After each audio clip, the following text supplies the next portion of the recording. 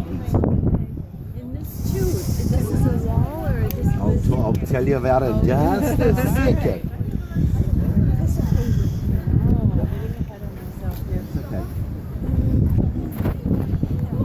We've spoken about some very famous people, including King Herod. We've talked about Pilate. Who we haven't talked about yet, who were here in Caesarea, is the Apostle Paul. He was here for 2 years in prison, waiting to be judged by a man called Felix. And remember, Paul protested, and he was told, okay, to Caesar you have, what was the phrase? To Caesar you have appealed, to Caesar you shall go. And he was here for 2 years. So that's the Apostle Paul. And there are places that we're going to be in, and on a scale of 1 to 10, 1 being a definite, this is Caesarea, there's no question. Was this particular place where we're standing the prison, the Praetorium, where it's suggested? We don't know. Okay, but there are some places we're going to go to that we don't know for sure it happened. But there are churches and sites dedicated to an event. Now, the other very famous person that was here was the Apostle Peter. Peter was about an hour south in a place called Joppa, or Jaffa today. And you know the story, he had a nice lunch, he saw this vision of a sheet of animals coming down, and they were, according to the Jewish religion, unclean, and a voice said eat, and he said, I can't eat, I've never had a pork chop in my life. The third time the voice said, what God has called clean, you do not call unclean. Peter's scratching his head, what's going on? At the same time, here in Caesarea, a Roman centurion called Cornelius hears this voice say, Cornelius, your prayers and your alms have come up as a memorial before the Lord. Send to Joppa for one man called Simon Peter at Simon the tanner's house. So his servants go. Peter's just had this vision. The servants say, come. He comes. By the way, he was at Simon the tanner's house. What's a tanner? mother. I always thought it was someone who sunbathed for a tan. Okay, this is some of my jokes coming out. But yes, he dealt with leather. Now, why was a Jewish tanner not particularly liked? He dealt with dead, touching the dead. If you look at the book of Leviticus, the law regarding dead were very strict. Okay, back to the story. Peter comes, and when he arrives, he understood that that sheet of animals did not stand for unclean foods. But what did it stand for?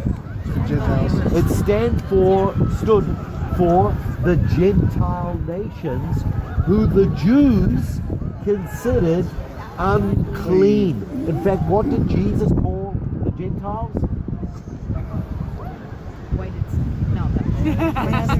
Sorry. I want you to guess. Dogs. The other sheep Dogs. It's not good to give bread to the dogs. So is it okay if I call you dog? Yeah. Who let that dog? Something happens here. Peter comes here. Hey, my daughter, she comes up to me the other day, she goes, hey dog. So, Peter comes here, and remember, even the followers of Jesus in the early stages, they hated the Gentiles. They had no dealings with Gentiles. All the followers of Jesus were Jews. And you know the first thing that Peter says when he comes here? He says, do you know it's unlawful for a Jew not only to eat with a Gentile, but to actually be in the presence of a Gentile? Okay? But then he says, but God has shown me that he is no respecter of persons. Now, what was the thing that Peter understood? I believe it was two things. Number one was that sheet of animals. He understood that that stood for the Gentile nations. There was something else. It was the place, the location that Peter had that vision. What was it? It was Joppa, Jaffa. What happened in Jaffa 700 years before Peter got that vision. That was the place that Jonah, the prophet, ran away from the Lord, to that port. Why did he run away? Because God, the God of Israel, told Jonah to take the message of salvation and grace to the Gentiles, to the dogs, to the Babylonians, to the Ninevites. And who were the Ninevites? They were the wicked people who murdered and brutalized the Jewish people. There's no way Jonah's going to take the message of grace to them. So he runs away. And it was at that very same port that Peter, who was a fisherman, he gets this vision. And Peter, being a fisherman, he would have known all the stories about fish. And by the way, in Matthew chapter 16, you know one of Peter's names? Simon, son of Jonah. Wow. Now, was his name son of Jonah because his father's name was Jonah? Or was that a prophetic name that the Lord was putting on Peter? I'm tempted to think it was the latter because of the location. And Peter comes, and friends, it was right here 2,000 years ago that we call Jew and Gentile becoming one. The one new man. Paul uses this figure. He says the middle wall of petition is broken down. What did Paul mean? Well, in the temple in Jerusalem, there were walls of petition. There was a Gentiles' court. The Gentiles could not go further. Then there was a woman's court. They couldn't go further. Then there was the commoners. They couldn't go further. But he's saying all these walls are broken down in the Messiah. And so here we are 2,000 years later, Jew and Gentile, male and female, we're all one in the Messiah. American, Israeli, New Zealand, Chinese, Hong Kong, we're all one in the Messiah. You're a believer, right? Okay, the last thing to look at is down here we have what's called a hippodrome.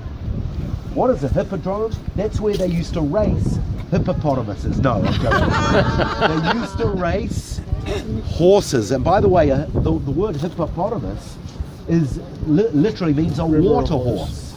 The word hippo is a horse. And they used to race around 8 times. The seating used to go the whole way around, but it's been damaged on this side. If you've ever seen the Ben-Hur movie, it was something like this. So, Aaron, any questions?